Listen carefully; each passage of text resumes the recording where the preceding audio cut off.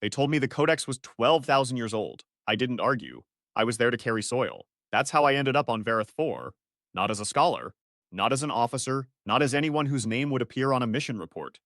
I was labor requisition number 11171, pulled from the ag pools on Callus Colony because I was 26 years old, in good health, and had no family ties that would complicate a 14-month off-world deployment. They needed bodies who could haul rubble in low gravity and not complain about the food. I qualified on every count. Callus Colony raised me in its public ag houses, which is a polite way of saying I was an orphan who grew up pulling beets from hydroponics trays and learned to keep her mouth shut when the older kids took her ration pack. The ag houses were functional, clean, and completely devoid of anything that suggested the children in them were individuals rather than inventory. You had a bunk, a locker, a rotation schedule, and a number. You were fed, educated to a basic standard, and trained for whatever labor the colony needed most. I had no parents on file, no next of kin, no surname history. Voss was assigned to me by the colony registrar when I was 3 days old, pulled from a random bank of available surnames. It meant nothing. I meant nothing in the grand administrative machinery of human expansion, and that was fine. I'd made peace with it a long time before Vareth. The transport dropped 40 of us on the surface in the third week of the Vareth dry season, which differed from the wet season only in that the dust was lighter in color. Vareth 4 had no oceans, no forests, no cities. It orbited a pale yellow star at the edge of the Nilhari Reach, and the only reason anyone had come here at all was because a Varethan geological survey team had punched a borehole through a limestone shelf and hit something that wasn't limestone. A chamber, carved, sealed, old enough that the surrounding rock had grown around it like scar tissue around a splinter. The Xenoarchaeological Consortium had sent its people within 3 months of the discovery. By the time I arrived, the operation had been running for 4 months. They'd excavated the chamber entrance, reinforced the access tunnel with carbon fiber shoring, installed atmospheric processors and floodlights, cataloged 1,400 individual glyphs on the chamber walls, and run enough spectralist analyses to fill a library. And in the center of the chamber, on a pedestal of dark stone that rose from the floor like a single vertebra of the planet's spine, sat the Codex. I saw it on my second day. They were rotating the labor crews through orientation, hard hats, air quality briefings, don't touch the artifacts lectures delivered by a woman named Dr. Alec Marin, who looked at us the way you'd look at a rain puddle in a museum lobby, useful for nothing, potentially damaging if not managed.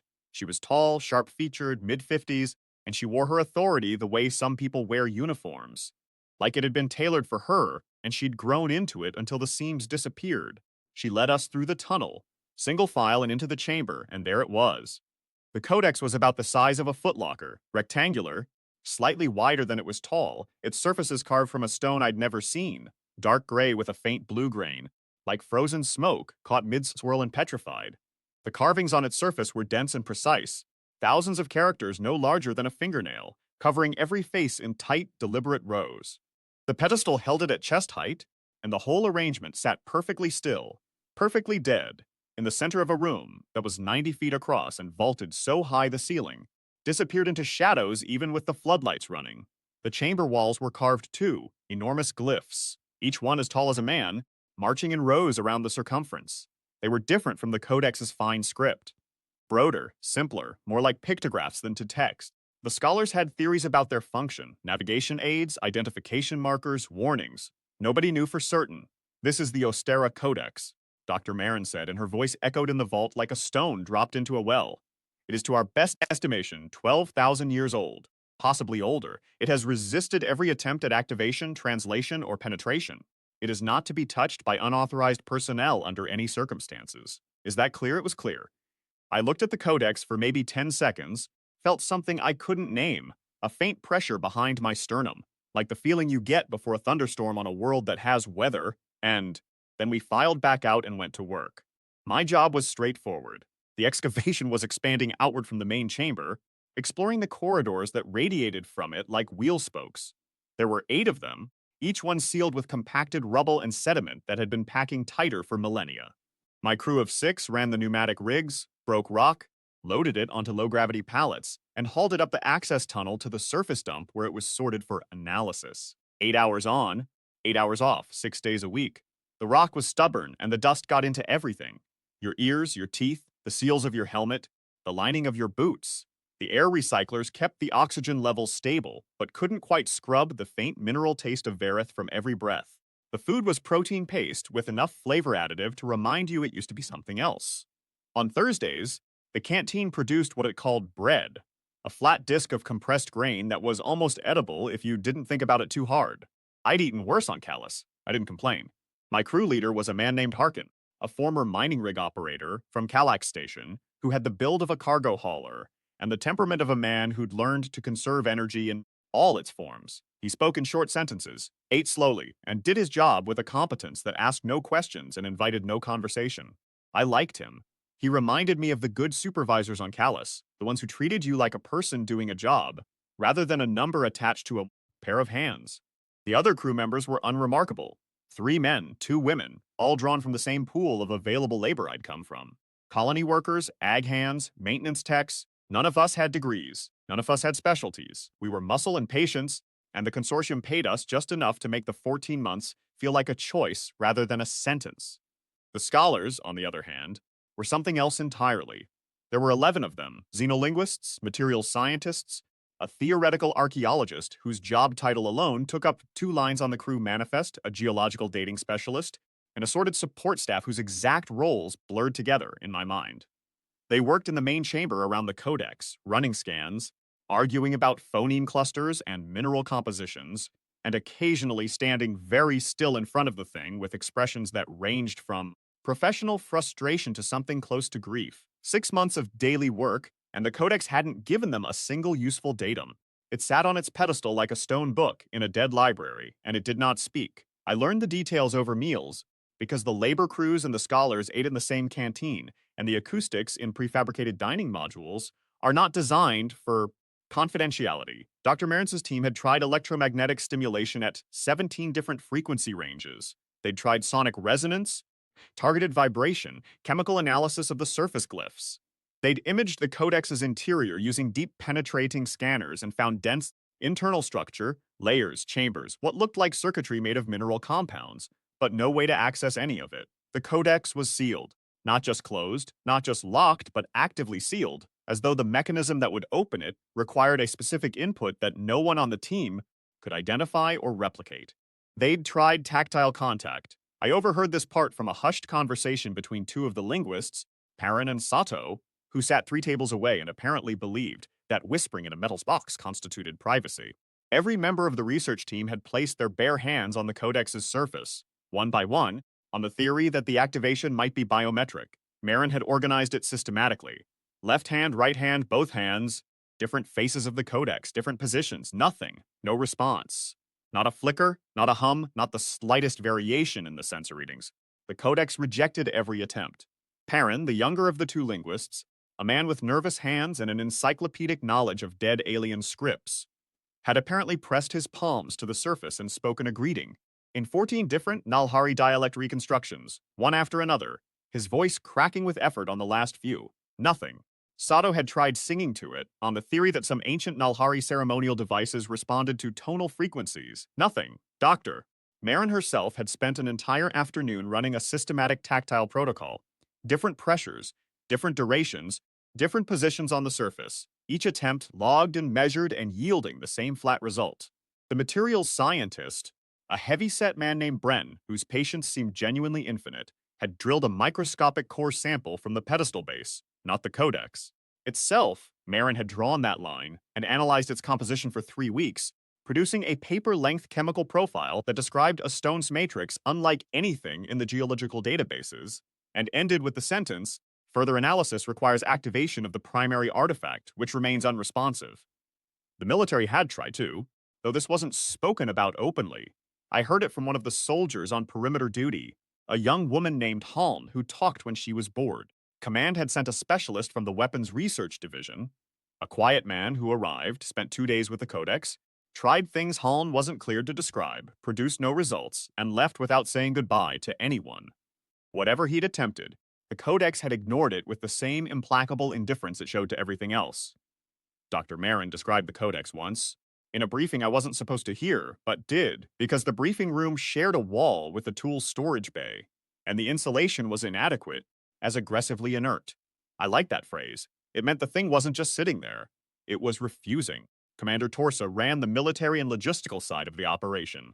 She was a compact woman in her late 40s with short gray hair, a scar on her left forearm that she never explained, and the kind of patience that comes from having been impatient once and learning the cost of it in a way you don't forget. She didn't care about the Codex, except insofar as it justified the funding in the military escort. What she cared about was the corridor excavation. The consortium believed the radiating tunnels might lead to other chambers, other artifacts, perhaps something contextual that would help them understand the Codex and crack it open. So far, we'd opened 3 corridors. 2 were empty, just tunnels that terminated in blank stone walls after 40 meters, as though the builders had started and then changed their minds. The third held a wall of glyphs that matched nothing in the Codex's or surface language, which sent the linguists into a week-long argument about dialectal variation that was still unresolved when I'd been on site for 6 weeks. 6 weeks. That's how long it took before I touched it. It wasn't intentional, and it wasn't dramatic. It was a Thursday, I remember because of the bread, and my shift had ended early. A rockfall in Corridor 4 had damaged one of the pneumatic rigs, shearing the pressure coupling clean off, and we'd been pulled back to the staging area while the engineers assessed the structural integrity of the ceiling.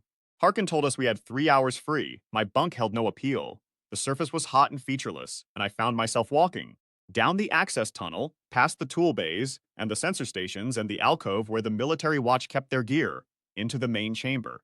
It was empty, a scheduling overlap. Dr. Marin had called a full team meeting in the surface lab to review a new translation protocol, some software update that required everyone's input. The military watch had rotated to a skeleton crew, and the duty officer was at the tunnel entrance monitoring atmospheric readings on a tablet 60 feet away and around a bend in the corridor that meant he couldn't see the chamber proper. I walked in alone. The floodlights were on their standby setting, which meant the chamber was lit, but softly. Pools of white light on the stone floor, the vaulted ceilings receding into blue-gray dimness above, and the Codex on its pedestal in the center, catching the light on its carved surfaces like a thing made of frozen water. The huge wall glyphs caught the light differently, their broader strokes holding shadow in ways that made them look deeper than they were, as though each symbol was a window into a darker space behind the stone. I hadn't been in the chamber since orientation. The rules were clear.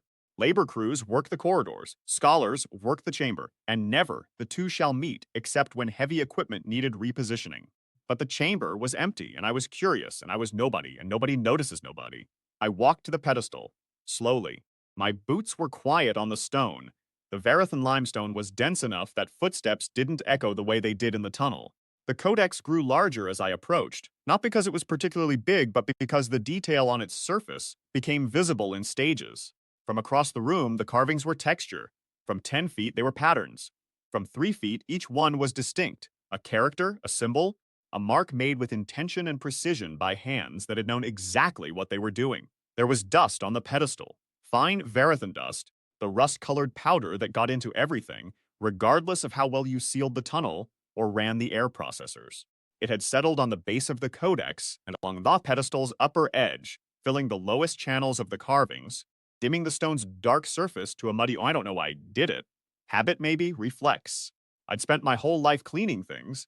Hydroponics trays on Callus, toolkits in the Ag House maintenance shop, deck plates in the colony's processing centers, the insides of harvest machines that accumulated grime the way old houses accumulate memories. When I saw dust on something that shouldn't have dust on it, my hands moved before my brain engaged. It wasn't a decision, it was muscle memory. I pulled the cuff of my sleeve over my palm, reached out, and wiped the dust from the pedestal's edge. My fingers brushed the Codex. And the Codex was warm, not hot, not glowing, just warm the way skin is warm, the way a living thing holds its own heat against the cold of the room around it. The stone under my fingertips felt like it had a pulse, not literally, not a heartbeat, but a deep, slow, patient warmth that seemed to press up from inside the stone and into my hand, the way morning sun presses through a window into a room that has been dark all night. I pulled back. My heart was hammering. I looked at my hand, nothing, no mark, no burn, no residue. I looked at the Codex, nothing visible. It sat exactly as it had, dark and carved and still. But the dust I'd wiped away had not resettled, and in the fine channels where I'd brushed it clear, the carvings looked different. I don't know how to say this any other way. The carvings looked like they were breathing, not moving, not glowing, just present. as though each character had been asleep under the dust and had opened its eyes the smallest fraction without fully waking. A change in depth, in clarity, in the way the light hit them, subtle enough that I might have been imagining it, certain enough that I wasn't. I stood there for maybe 30 seconds, feeling the thunder in my chest and the fading warmth in my fingertips, and then I left. I walked back to the crew quarters, sat on my bunk, pressed my palm against the cool fabric of the mattress to chase the memory of warmth, and told no one. That night I dreamed in a language I didn't speak, not words exactly, shapes, sounds that had structure and weight and rhythm, but no translation I could reach. I stood in a room that wasn't the chamber. It was larger, brighter, open on one side to a sky the color of pale copper. And around me, figures I couldn't see clearly were speaking in those shaped sounds, and I understood the tone, if not the content. Agreement. Formality. The careful, deliberate cadence of people making a promise they intended to keep. The feeling was unmistakable, even without the words. Something important was being sealed. Something that mattered. I woke before dawn and lay in the dark, staring at the underside of the bunk above me, listening to Harkin's slow breathing 2 racks over, and I knew with the certainty of a hand on a hot surface, that the dream had come from the Codex. I lay there for a long time, turning it over. On Callus, I'd learned early that wanting things was a luxury the ag houses didn't stock. You learned to need only what was given. Your bunk, your ration, your shift assignment. You learned not to imagine yourself as someone with a story, because stories belonged to people who had beginnings, and my beginning was a blank space on a form. I was functional. I was adequate. I was content in the way that a tool is content, used, maintained, stored. But the dream had a quality the ag houses had never provided and I'd never sought: significance. The figures in the Copper Sky room were doing something that mattered, and I had been there. Not as a laborer, not as a bystander, as a witness to something I couldn't yet name, but could feel pressing against the inside of my chest like a second heartbeat. I went back the next day, and the day after, and the day after that. I learned the scholar's schedule with the same methodical attention I'd once applied to memorizing the harvest rotation on Callus. The chamber was empty for 40 minutes each afternoon during the full team meeting, which Marin ran with religious punctuality. It was empty again for 20 minutes else around 0600 when the night watch rotated and the morning shift hadn't yet arrived. I used those windows. I told myself I was just looking, just standing in the room, just being near it. But each time I touched it, lightly, a fingertip on the edge of a carved line, a palm flat against the pedestal's smooth base, my thumb tracing the curve of a glyph I couldn't read. And each time the warmth was there, steady, patient, undemanding, waiting. Each time, the carvings in the area I'd touched seemed a little more awake, a little more present, as though the stone was unclenching, slowly, the way a fist relaxes when the hand that made it finally remembers that the danger has passed and there is no more need to hold. The dreams deepened. The room with the copper sky came back every night, sharper each time. I saw faces, alien faces, long and angular, with high cheekbones and deep-set eyes, the color of wet slate, their skin a pale, cool gray that caught light like polished stone. And human faces beside them. The humans were standing, not kneeling, not petitioning, not arranged in the posture of supplicants before a greater power.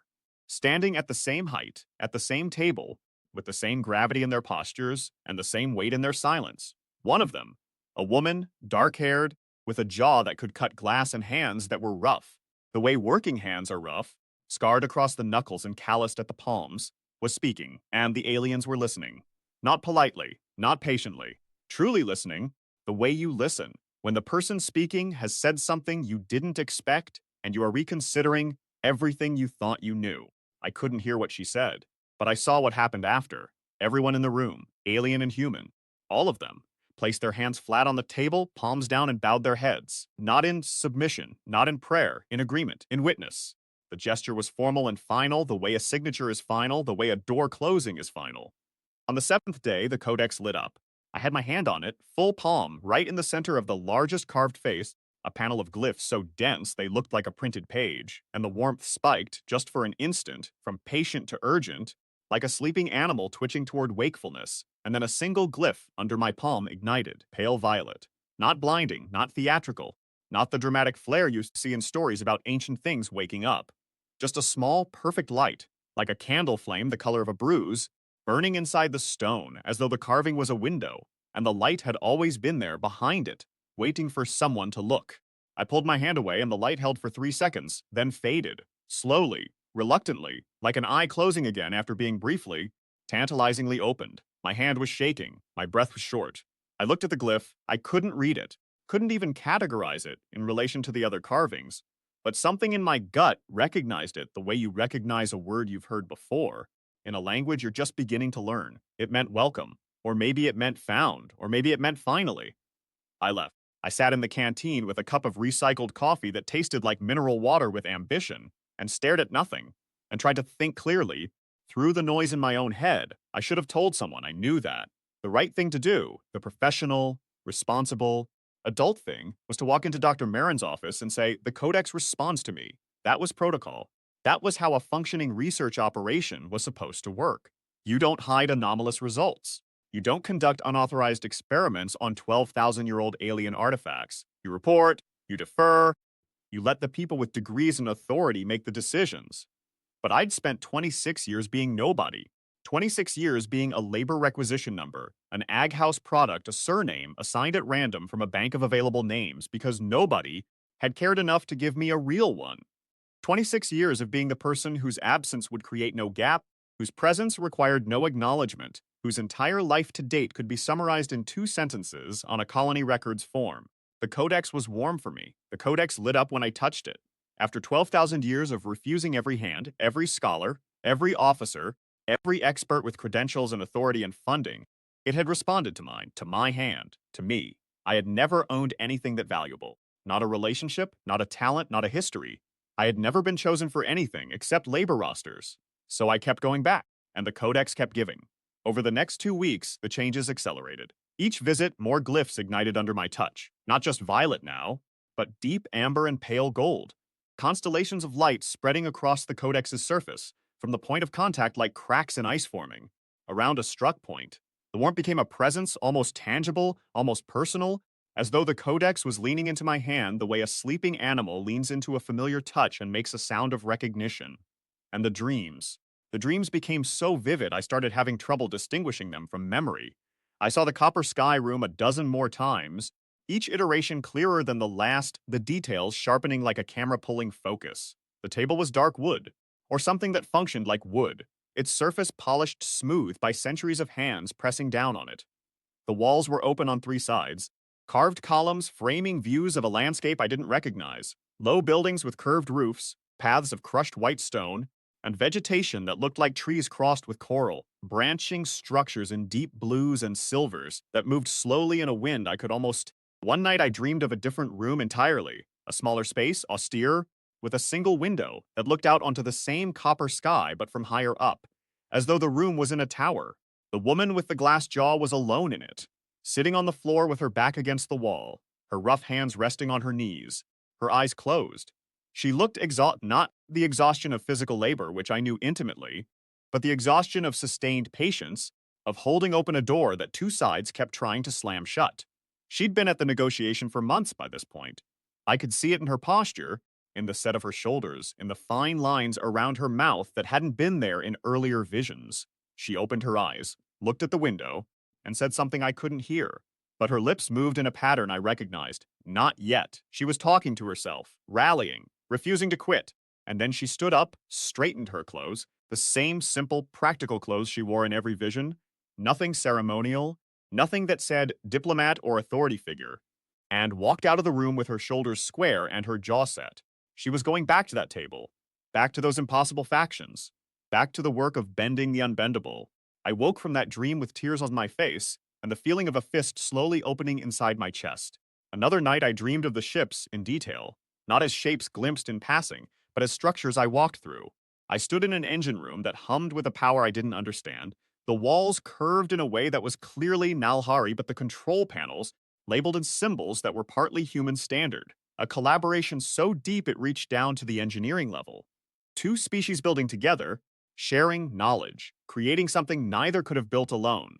The Accord had produced this, the peace had made it possible, and the Codex had recorded all of it.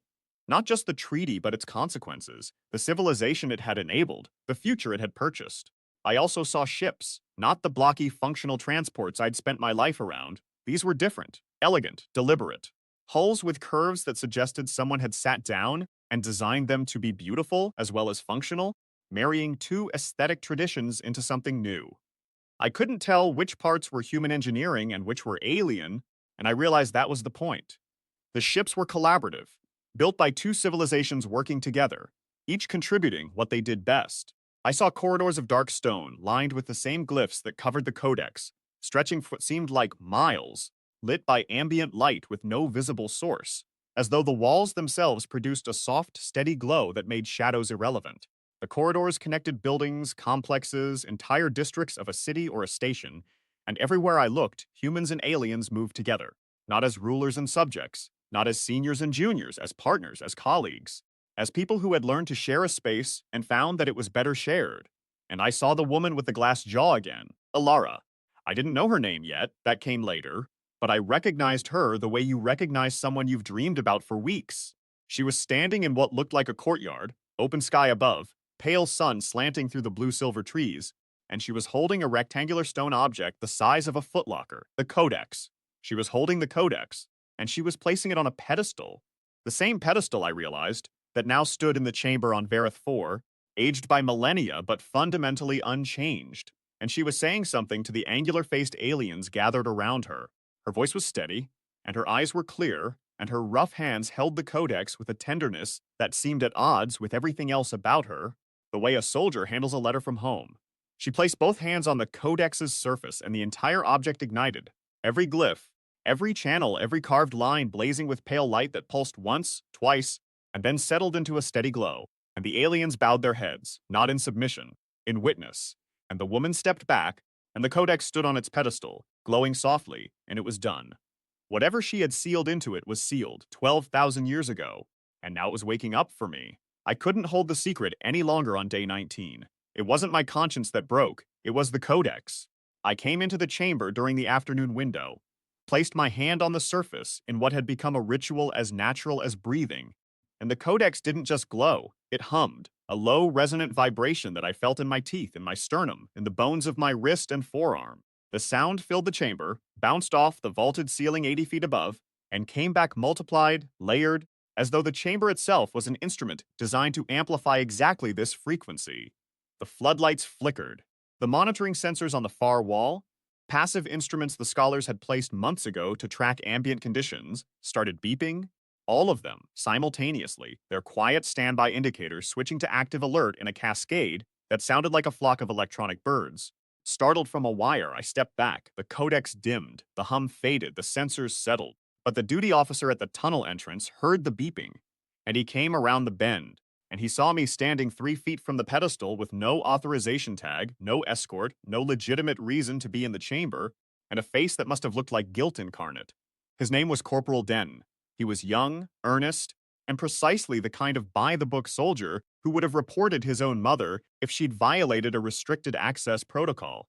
He had me escorted to the surface, filed a report with Commander Torsa within the hour, and probably spent the rest of the evening feeling good about his adherence to procedure. I sat in the staging area for 90 minutes, on a metal bench, watching the dust settle in the access tunnel, and feeling the echo of the Codex's hum still vibrating in my wrist bones like a tuning fork that had been struck and wouldn't quite stop. I thought about running. Not seriously, there was nowhere to go on Vareth 4, and even if there had been, I wasn't the running type. I'd never had anything worth running toward, and now I had the Codex, and the Codex wasn't something you could carry in your pocket and disappear with.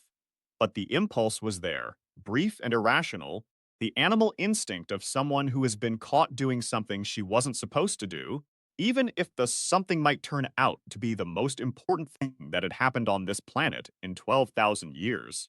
What followed was the worst and best night of my life. Torsa came to the chamber personally. She brought Dr. Marin. They brought 4 soldiers, 2 sensor technicians, a portable high-resolution recording suite, and Dr. Fenn, the operations staff neurologist, a quiet man with thinning hair and the kind of face that suggested he'd seen strange things before and had long since stopped being surprised by them. They sat me on a cargo crate by the wall, under the gaze of the enormous wall glyphs, and they asked me to explain what I was doing in the chamber. I told them, all of it. The first touch on day 1, the warmth, the dust, the carvings waking up, the dreams, the copper sky, the angular faces, the woman with the rough hands, the glyphs igniting, the single violet light that had held for 3 seconds, the escalation over 2 weeks, more glyphs each time, more colors, the warmth deepening from patient to personal, the hum, I kept my voice flat and my eyes on my hands, and I waited for them to arrest me or sedate me, or send me back to Callus on the next transport with a disciplinary flag that would follow me for the rest of my career in the ag pools. I waited for Dr. Marin's contempt, which I had earned. I waited for Torsa's anger, which I deserved. Dr. Marin's face went through about seven distinct stages during my account. Anger was first, tight jaw, narrowed eyes, the expression of a woman whose restricted access protocols had been violated by a laborer with dusty boots. Then skepticism, brief and sharp. Then confusion. Then a slow, deepening focus that pushed everything else off her face. Then what I can only describe as professional vertigo, the expression of someone whose entire framework of understanding has just been picked up and turned 90 degrees, and the landscape looks completely different from the new angle. "Show me," she said. I walked to the Codex.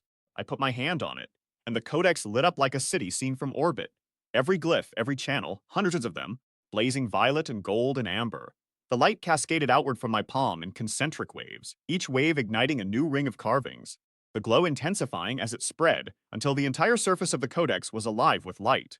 The hum rose from the stone and filled the chamber, not loud but deep, a frequency you felt in your bones rather than heard with your ears, and the air itself seemed to thicken with it, to become denser, as though the sound was adding weight to the atmosphere. No one spoke. The sensor technicians stared at their instruments, with expressions that suggested the readings were outside any parameters they'd been trained for. The soldiers shifted on their feet, hands hovering near sidearms that would have been useless against a glowing stone, but provided psychological comfort. Dr. Fenn watched his neural monitor, and then watched me, and then watched the Codex, and then went back to the monitor, cycling through disbelief and acceptance in rapid alternation.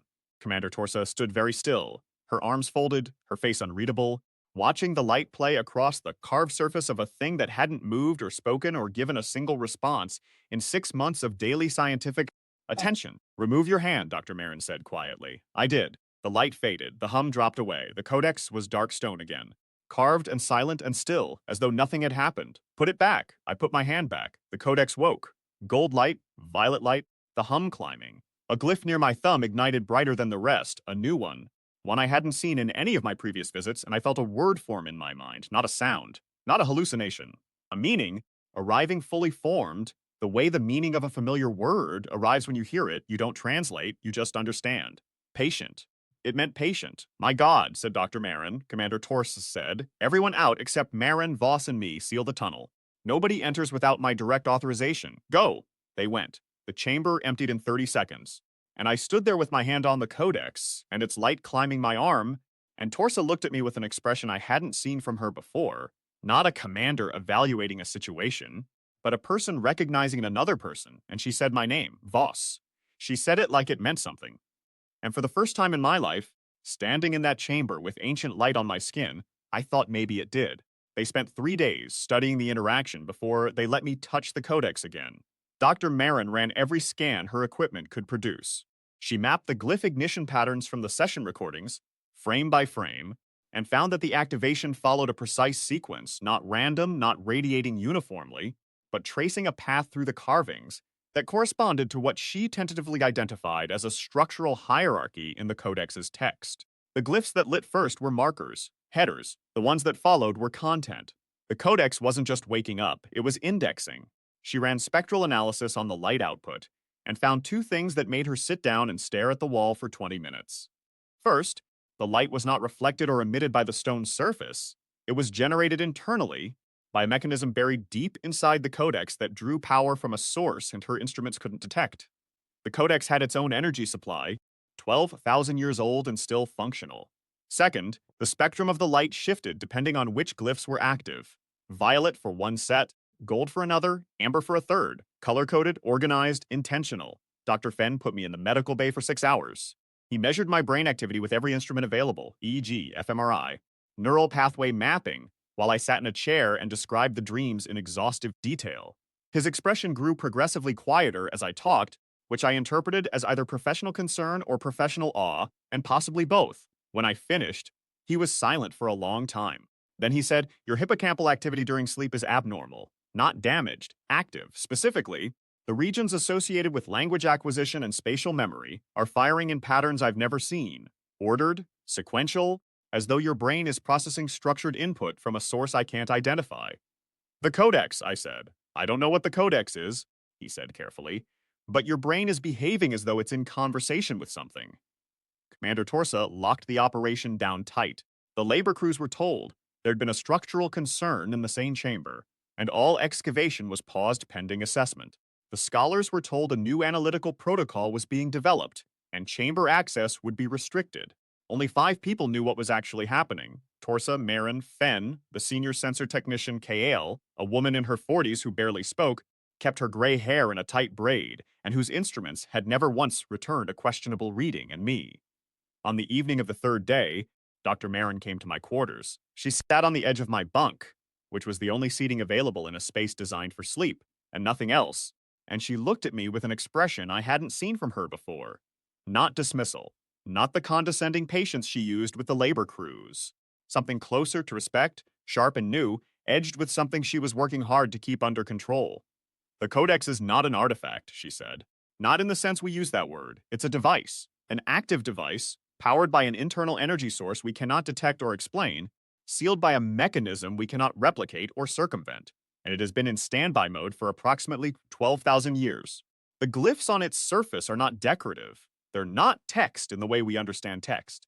They're functional, some kind of interface layer, a membrane between the Codex's internal systems and the outside world.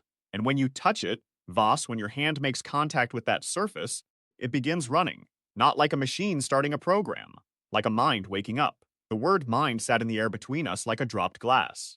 Why me? I asked. She shook her head. That's what I came to ask you. I've reviewed your colony records. No family history. No lineage data. Your surname was randomly assigned. Your biological parentage is listed as unknown. Is there anything at all, you haven't told us?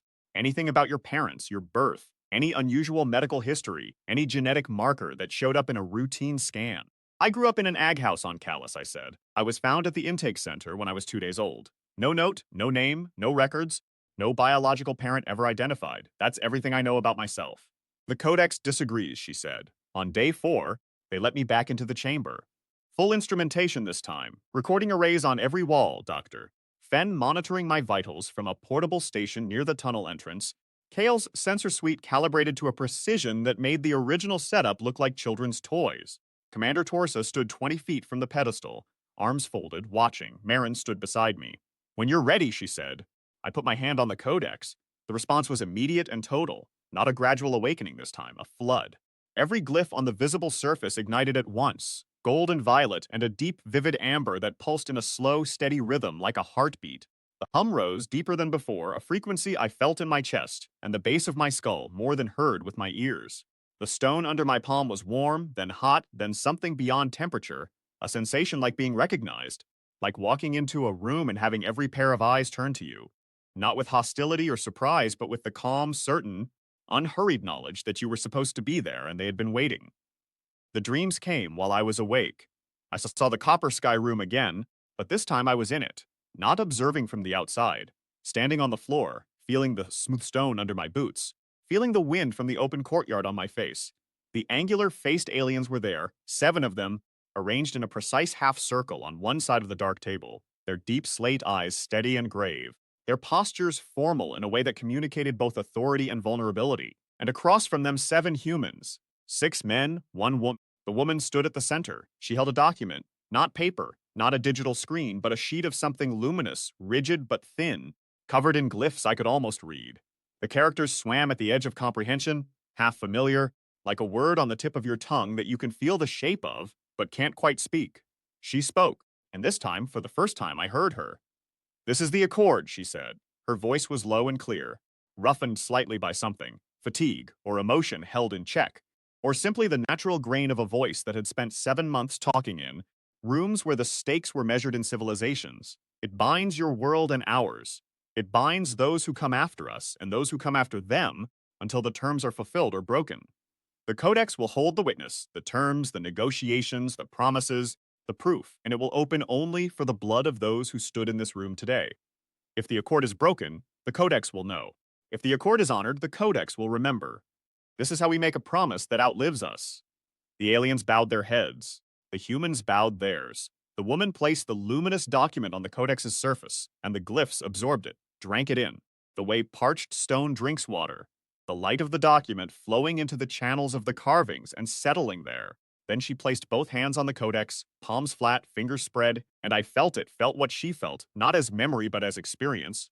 The codex reading her, scanning her, taking the measure not just of her identity but of her blood, her lineage, the specific molecular signature encoded in her cells that would serve as its key for every year it existed.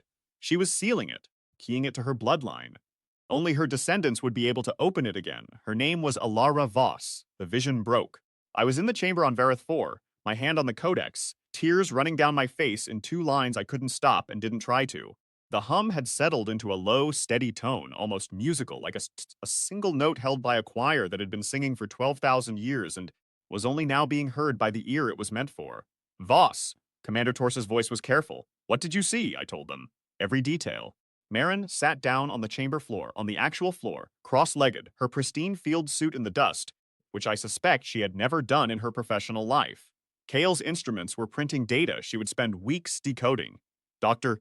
Fenn was staring at his neural monitor with the expression of a man watching the foundational assumptions of his discipline rearrange themselves into a new and unfamiliar shape. Alara Voss, Marin said. That name is not in any database I can access. It wouldn't be, I said. I didn't know how I knew this, but I knew it the way I knew the warmth of the codex, from inside, from the deep place where the dreams lived, and the meanings arrived without translation. The first accord was signed before the colonial expansion period, before the Nalhari Reach was mapped, before any of the databases we use now existed. The records from that era were lost in the migration wars, or degraded beyond recovery, or simply never digitized. It was 12,000 years ago. The Nalhari went silent 9,000 years ago, Marin said. Their civilization contracted. There's no surviving record of any diplomatic contact between humanity and the Nalhari that predates the 4th Millennium surveys. The Codex is the record, I said. Silence. The chamber held it the way a cathedral holds silence. Not empty but full, weighted, shaped by the space and the age of the stone, and the presence of something that had outlasted everything else in the room by a factor of thousands. What else is in it? Tors asked. I don't know, I said. It hasn't finished. They gave me daily access after that. 1 hour per session, fully monitored, Marin and Torsa present, Fenn watching my neural activity do things that textbooks said it couldn't do. Each session, the Codex gave me more. It was methodical about it. Patient in a way that only something 12,000 years old can be patient. Each time I placed my hand on the surface, a new section of glyphs ignited, and with the light came a new fragment of the story. Not dumped in bulk, not overwhelming, but delivered in portions my mind could absorb.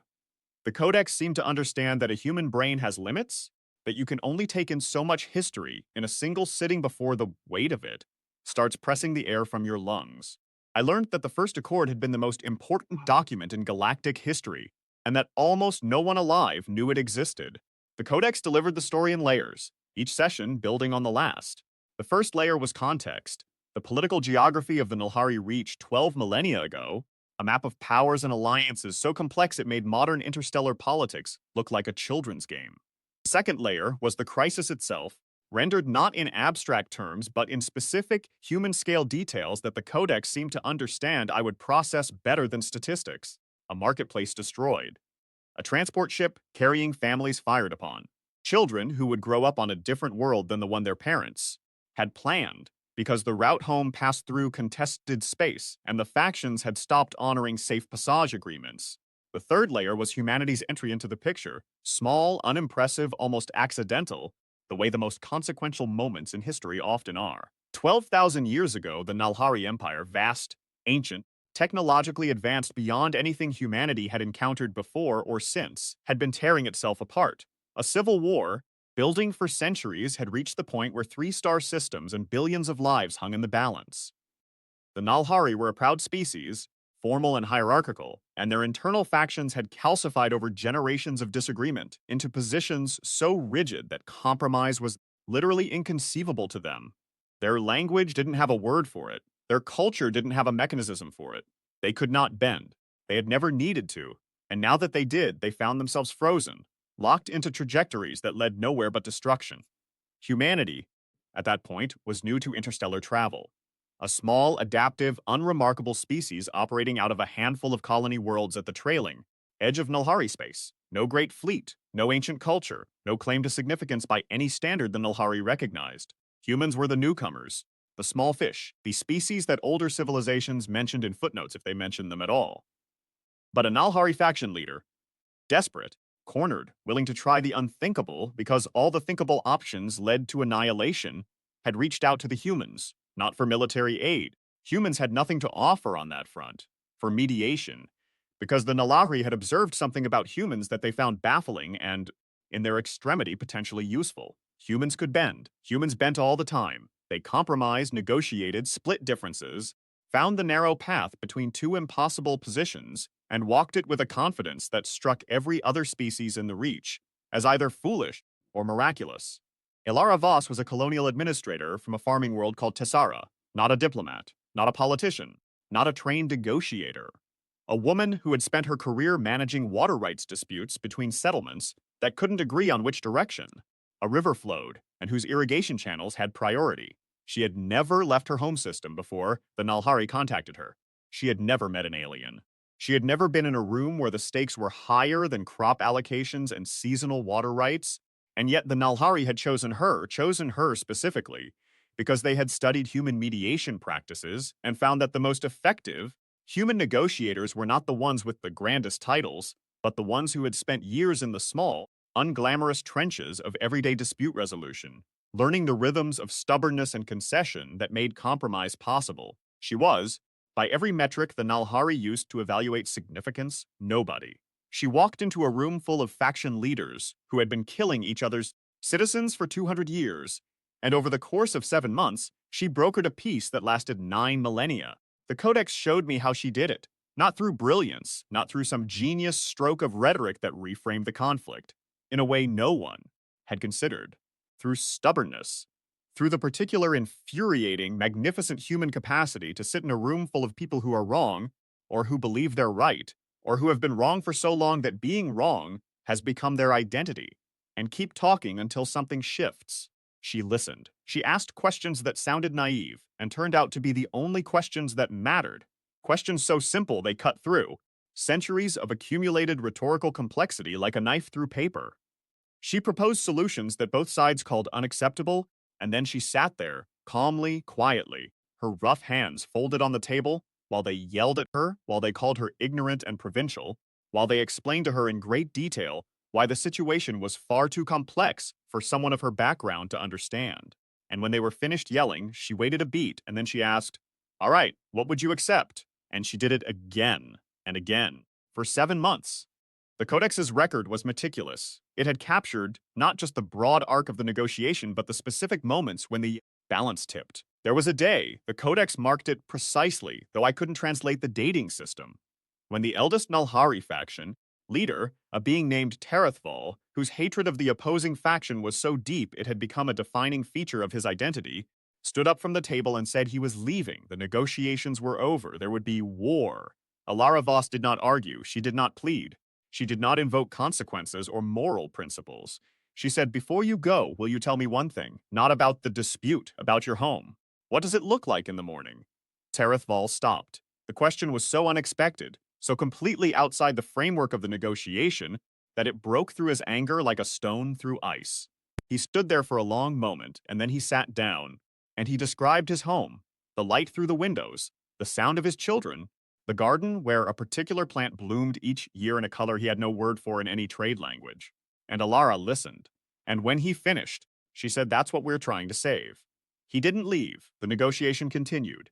And 3 weeks later, the first real concession was made, not by Terethval, but by the opposing faction leader, who had been listening to Terethval's description of his home, and had realized, perhaps for the first time, that the enemy had one. That was what Ilara Voss brought to the table. Not strategy, not leverage, the simple, human insistence that the people on the other side of an argument are people, and that if you can make them see each other clearly, even for a moment, the argument changes shape. The news reached Consortium Command on day 23.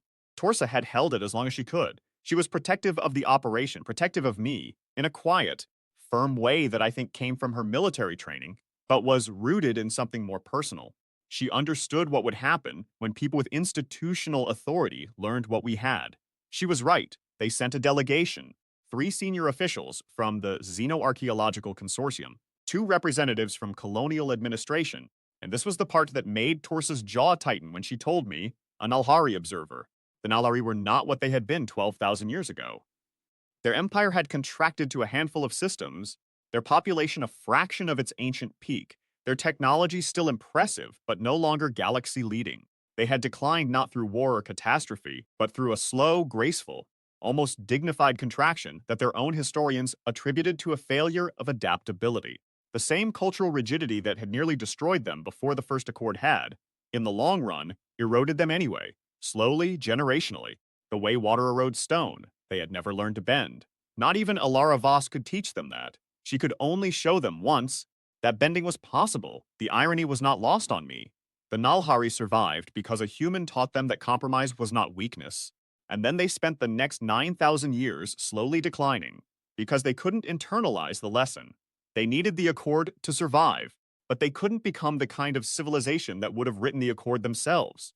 That capacity, the willingness to change, to adapt, to absorb a contradiction and reshape yourself around it, was humanity's gift, and it was not transferable. You couldn't teach it in a treaty. You could only demonstrate it, once, in a room with a copper sky, and hope the demonstration was enough. It had been enough to prevent the war. It hadn't been enough to prevent the decline. The Codex held both truths without contradiction, the way a good witness holds all the facts and lets the listener draw their own conclusions. The observer's name was Sethal, tall, angular, deep-set eyes the color of wet slate, the same physiognomy I'd seen in the Codex's visions, aged by 9,000 years of genetic drift but fundamentally unchanged. Sethal moved carefully, spoke quietly, and watched everything with an attention that was both cultural and deeply personal, as though every detail was being filed away in a memory that would not permit itself to forget. The delegation wanted to see the Codex activate. They wanted to see me touch it. They wanted proof. I didn't blame them. If someone had told me that a farm colony orphan with no family records could activate a 12,000-year-old alien artifact by putting her hand on it, I'd have wanted proof too.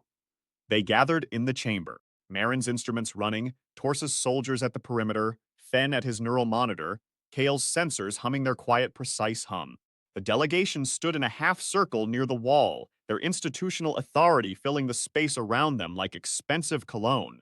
Sethal stood apart from them, closer to the pedestal, with an expression I couldn't read. I walked to the Codex. I'd done this a dozen times now, but this time felt different. The chamber was full of people whose decisions shaped policy, whose names appeared on institutional letterheads, whose authority was the kind that comes with offices and budgets and the power to determine what happened next.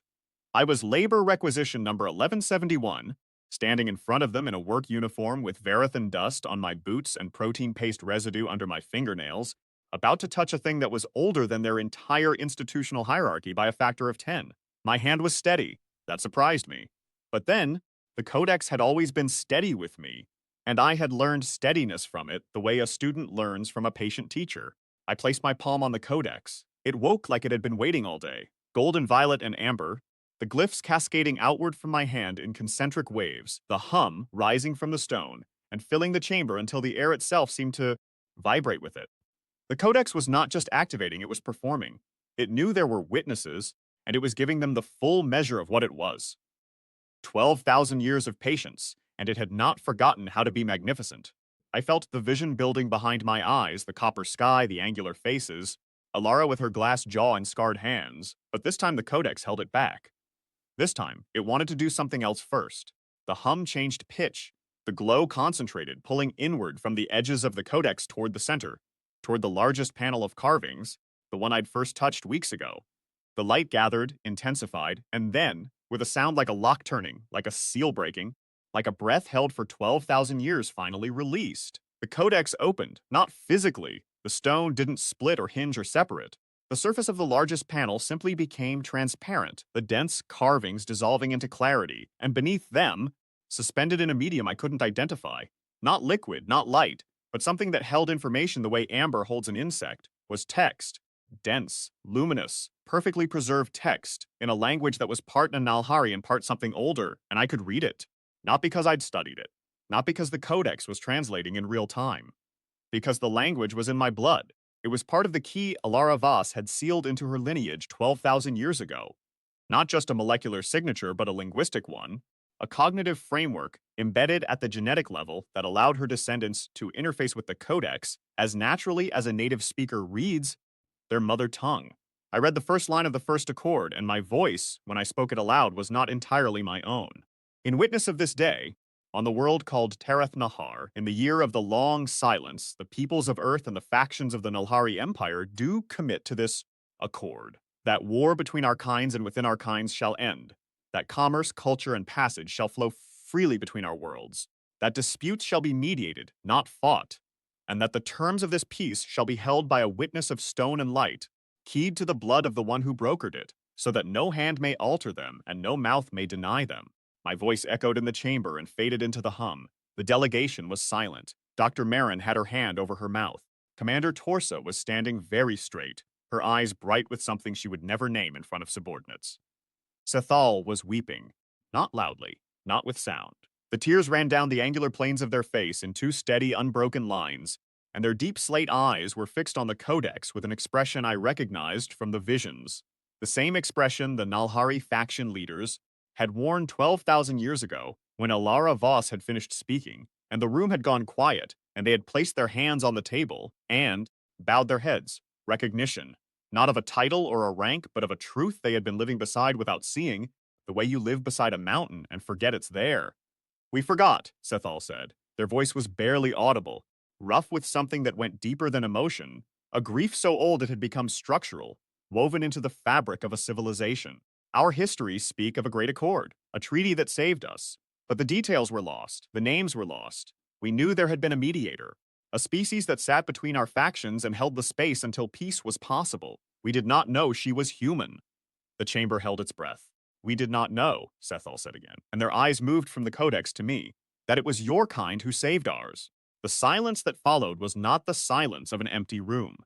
It was the silence of a room full of people recalculating everything they thought they knew. The consortium officials looked at each other with expressions that said their reports would need to be rewritten from scratch. The colonial administration representatives were already mentally drafting communications to their superiors. Commander Torsa's face held something I hadn't seen on it before. Pride, quiet, and controlled. The kind that doesn't need to announce itself. Doctor, Marin stepped forward. The Codex? Can it show more? The full terms of the Accord, the negotiation records, It can show everything, I said. I knew this the way I'd come to know things the Codex told me. Not through language, but through certainty. It was built to hold the complete witness. Every word spoken in that room, every concession, every promise. The technical specifications of the collaborative technologies, the trade routes, the cultural exchange protocols. 9,000 years of partnership between two civilizations, recorded and preserved, waiting for someone to read it. That would rewrite the history of the Reach, Marin said, and her voice was barely steady. Sassul spoke quietly. It would restore it. There was a long moment in which everyone in the chamber seemed to understand, simultaneously, that what they were standing in front of was not an archaeological curiosity or a diplomatic asset or a scientific anomaly.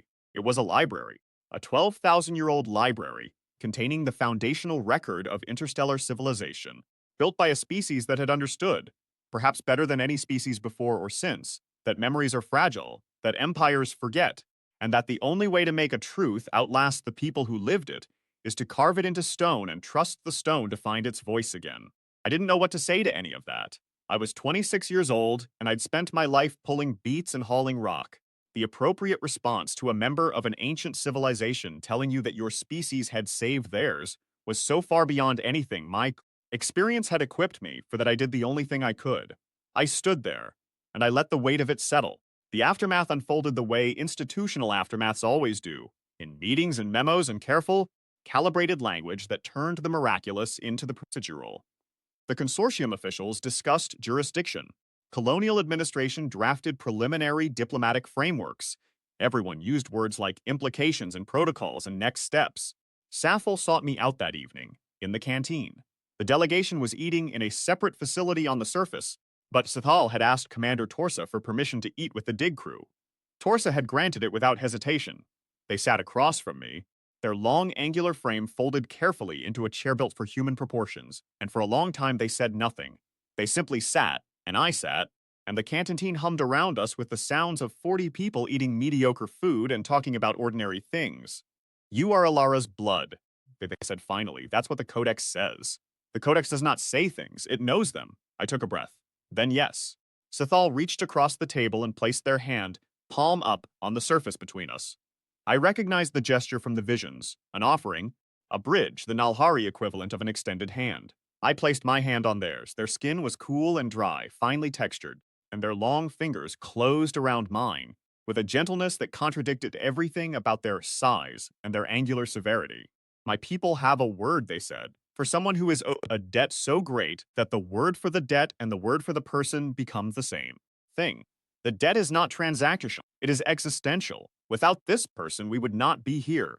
There is no adequate translation in your language. The closest meaning is the one without whom. I didn't do anything, I said. She did, Alara, 12,000 years ago. And you are here, Sethal said, 12,000 years later. The Codex waited for you. It did not wait for a scholar with credentials. It did not wait for a general with authority. It did not wait for a politician with a mandate. It waited for her blood, because the promise was made in blood, and the witness was sealed in blood, and the only voice it would trust to speak the Accord's truth was the voice that carried her in its cells. They released my hand. They bowed their head, not deep, not formal, just a slight inclination that carried the weight of a civilization's memory and a civilization's gratitude in a single quiet motion. We will not forget again, they said. They sat with me for another hour. We didn't speak much. Satal asked about Callus Colonieskster, what it was like to grow up there, what the ag houses were, what I'd done before the dig, I told them. It felt strange, describing hydroponics trays and beet harvests to a being whose ancestors had commanded an empire that spanned star systems, but Sathal listened with the same gravity they brought to everything, as though the details of my small life were as worthy of attention as the contents of the Codex. She would have been like you, Sathal said near the end, Alara. The Codex shows her as extraordinary, but I think she would have told you she was ordinary, a woman from a farming world who did her job. She was extraordinary, I said. Yes, but not because she was different from other humans. Because she was the most human. The quality that saved us, the ability to sit in a broken room and keep talking, that is not a rare gift among your kind. It is your common inheritance. She simply carried it into a room where it had never been carried before. I thought about that for a long time after Sethal left. The most human. Not the best, not the brightest, not the most qualified. The most human. It was the kindest thing anyone had ever said about my species, and it had come from a member of a civilization that owed its survival to ours. The next morning, I went back to the Codex alone. Torsa had granted me unrestricted access. The soldiers at the tunnel entrance nodded as I passed. The chamber was empty, the floodlights at full, the Codex on its pedestal catching the light the way it always did. Dense and carved and old. I stood in front of it and I thought about Alara Voss, a colonial administrator from a farming world. Not a diplomat, not a prodigy, not someone history would have noticed if she hadn't walked into that room and refused to leave it until the killing stopped. She'd had rough hands. I'd seen them in every vision, scarred and calloused, the hands of a woman who had worked with soil and machinery before she'd worked with treaties. She'd walked into a room full of beings who were older, stronger, more technologically advanced, and more culturally sophisticated than humanity in every measurable way, and she'd sat down at their table, and she'd said the simplest, most human thing imaginable, tell me what you need, and they'd told her, and she'd listened, and she'd found the narrow path between two positions that the Nalhari themselves could not see, because finding paths was what humans did, not because they were smarter, not because they were wiser, but because they were built to bend, to absorb contradiction, to hold two incompatible truths in their hands and keep working until they found the third truth that reconciled them. 7 months. She'd sat in that room for 7 months, and not once, the Codex's record was clear on this, not once had she raised her voice, or threatened consequences, or invoked authority she didn't have. She'd just kept asking questions and proposing solutions and waiting, with a patience that the Nalhari had never encountered in any species, until the factions exhausted their objections and found themselves, almost despite themselves, standing on common ground. That was the heart of it. That was the thing the Codex had waited 12,000 years to remind the galaxy of. Not that humans were powerful or clever or destined for greatness. That humans could sit in the gap between two immovable forces and build a bridge. That the same species that pulled beets from hydroponic trays and managed water rights on farming colonies could also walk into the center of a civilizational crisis and say, with absolute sincerity and absolute stubbornness, I'm not leaving until we figure this out. Every other species the Nalari had encountered in 12,000 years of spacefaring history had been too rigid, too proud, too invested in their own frameworks to do what Alara Voss had done. The Nalhari couldn't do it for themselves.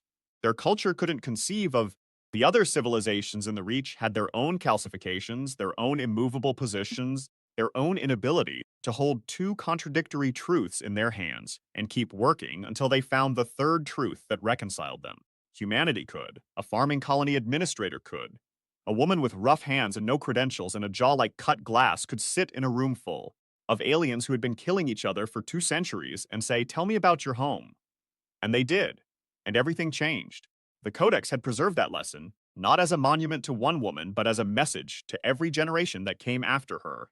Alara had the Nulhari would forget. She had known her own species would forget. She had understood, with the clear-eyed pragmatism of someone who had spent her career watching people break promises, that memory is the first casualty of time, and that 12,000 years was enough time to erase anything that wasn't carved in stone. So she carved it in stone, and she keyed the stone to her blood, because blood was the one thing that would keep traveling forward, generation after generation, thinning but never quite breaking, carrying the molecular key through colonies and migrations and ag houses and random surname assignments, until someday, somewhere, a Voss would touch the stone, and the stone would wake up, and the galaxy would remember. I put my hand on the Codex. The warmth rose to meet me, familiar and steady. The glyphs ignited, the hum filled the chamber, and the Codex reached into the oldest, deepest part of itself, and brought up something it had been saving. The last thing. The thing it had held back until now, until I was ready, until the witnesses had come, and the accord had been read, and the Nalhari had wept, and the galaxy had been reminded. Not a vision this time. Not a memory. A voice. It was Alara's voice, not reconstructed, not simulated, but recorded, preserved in whatever medium the Codex used to hold its witness, 12,000 years old, and clear as morning air. She was speaking the closing words of the accord, the final seal, and her voice was steady and tired and certain in a way that only comes from having earned every word through months of work that no one will ever fully understand. This is the promise of my kind. We will sit in the room. We will listen to the argument. We will find the path, and we will not leave until it is found. This I seal with my blood, and my blood's blood, and the blood of every generation that follows, until the stars go dark or the promise is broken. Her voice faded into the hum, and then, from the Codex itself, from the device that had waited 12 millennia for the right hand, the right blood, the right daughter, a new voice spoke, not Alara's, the Codex's own, deeper than the hum, older than the glyphs, shaped by 12,000 years of silence into something that was barely a voice at all, and more like the sound a mountain would make if it opened its mouth and spoke a single truth. Rise, daughter of the first accord. 6 words. They hit me the way gravity hits you when you step off a ledge, not violent, not cruel, just absolute. The ground I'd been standing on my whole life was not the ground at all. It was the lid of something vast and ancient that had just opened beneath my feet, and I was not falling. I was being held. I did not rise. Not physically. My feet stayed on the stone, my hands stayed on the Codex, my body stayed in the chamber on Vareth 4. I was still a farm colony orphan in a labor crew uniform with dust on my boots and protein paste on my breath and no credentials to my name. But something inside me rose. Something that had been crouching in the dark, unnamed and unrecognized, for 26 years, something that was Alara's gift to her bloodline, her stubbornness and her patience and her refusal to accept that any gap was unbridgeable, straightened its spine and opened its eyes and looked out at the galaxy through my face. I was the daughter of the first accord. The Codex knew it. It had always known. The chamber was silent except for the hum. The floodlights made their soft white pools on the floor. The huge wall glyphs watched from the perimeter, their ancient shapes steady and silent. The Codex's glow settled into a steady, warm amber, the color the Codex used for homecoming, for recognition, for the warmth of a door you didn't know you'd been walking toward your entire life. I stood there for a long time. Outside the chamber, I knew the delegation was drafting reports. The consortium was revising excavation timelines. Colonial administration was updating diplomatic frameworks. The Nalhari were sending messages through channels that hadn't carried traffic in centuries, telling their people that the Codex had been found, and the Accord remembered, and the bloodline unbroken, and one of them was alive right now on this dead world with her hand on the stone. All of that mattered. All of it would shape what came next. The politics, the diplomacy, the slow and careful work of rebuilding a relationship between two civilizations that had been strangers for 9,000 years. It would take patience. It would take stubbornness. It would take the willingness to sit in a room and keep talking until something shifted. I knew a woman whose blood had been good at that. I lifted my hand from the Codex. The glow remained steady, warm, unhurried. The glyphs held their light. The Codex was open, fully open, for the first time since Alara Voss had sealed it on a world with a copper sky and blue silver trees, and it was not going to close again. Its witness was given. Its patience was fulfilled. Its 12,000-year vigil was over. I turned away from the pedestal and walked toward the tunnel. My boots were quiet on the stone. The floodlights lit my path. Behind me, the Codex glowed, steady and warm, holding the record of a promise made by a woman with rough hands who had refused to leave the room. At the tunnel entrance, I stopped. The corridor sloped upward toward the surface, toward daylight, toward a world that was about to learn something it had forgotten, that 12,000 years ago, when the galaxy was burning and the oldest civilization in the Reach was tearing itself apart, a human woman from a farming colony had walked into the fire and said, "Sit down, we're going to figure this out." And they had sat down, and she had figured it out. And the civilization that should have died had lived for 9,000 more years because one human woman, with no credentials and no authority and no power, except the power of being willing to stay in the room, had done the thing that no one else in the galaxy could do. I thought about Alara. I thought about her words, her blood's blood, every generation that follows. I thought about the ag houses on Callus, the beats, the stolen ration packs, the assigned surname that turned out to be the oldest key in the galaxy, passed down through 12 millennia of drift and loss and migration, and the blind, stubborn persistence of genetics that didn't know what they carried but carried it anyway. I thought about Sathal's words, the most human. I thought about what it meant to carry that as an inheritance. Not power, not knowledge, not a throne or a weapon or a fleet, but the simple willingness to sit in a broken room and keep talking, the willingness to bend, the willingness to ask the question no one else thought to ask, the one that cut through centuries of accumulated anger and found the person underneath. That was what Alara sealed into the Codex, not just a treaty, a testament to what humanity was, a record that said, when the galaxy needed someone to hold the space between two impossible positions, it was a human who did it, a farmer, a water rights administrator, a woman whose hands were rough from work, and whose patience was as deep as the stone she sealed it in. And I thought about the Codex's voice, deep and patient, speaking to me as though it had always known I would come, as though my arrival was not a surprise but a fulfillment, as though the 12,000 years it had waited were not a burden, but a promise kept, the longest, most patient promise in the history of the galaxy, held in stone and sealed in blood, waiting for the day a farm girl with no name would brush the dust from a pedestal and feel the warmth of something ancient reaching up to meet her. Hand, rise, daughter of the first accord. I walked up the tunnel, toward the light.